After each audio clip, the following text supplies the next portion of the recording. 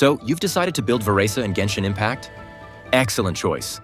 This electro-catalyst-wielding queen is here to turn the battlefield into her personal playground with gravity-defying plunging attacks. You need to farm up all her ascension and talent materials. Let's break it all down. The grind. Farming for a new character always feels like a mix of excitement and frustration.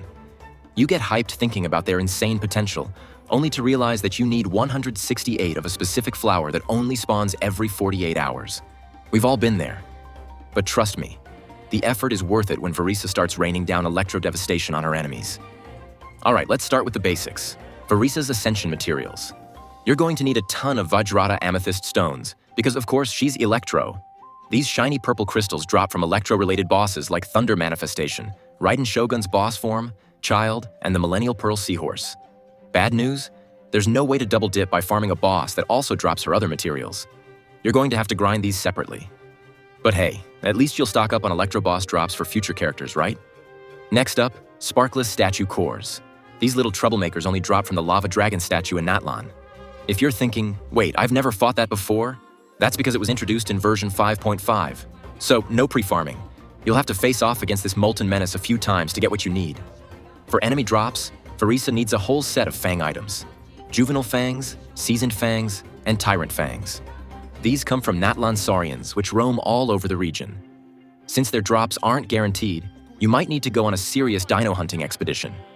Pro tip: use the official Hoyo Lab interactive map to track them down efficiently. And then we have the local specialty, Sky Split Gem Blooms. These beautiful but incredibly annoying flowers are found in Atakpan, Natlan. Since they only respawn every 48 hours, you'll want to mark every spawn point on your map and collect them like your life depends on it.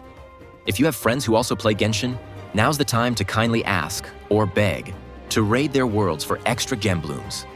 Of course, no ascension process is complete without Mora. You'll need 420,000 Mora just for leveling her up, not including the 1.6 million needed for EXP materials.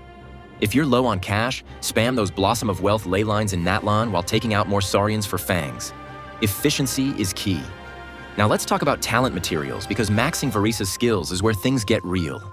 Her talent books belong to the Conflict set, Teachings, Guides, and Philosophies of Conflict. These are locked behind the Blazing Ruins domain, available on Wednesdays, Saturdays, and Sundays. Gotta love the classic Genshin farming schedule that makes you wait for the right day.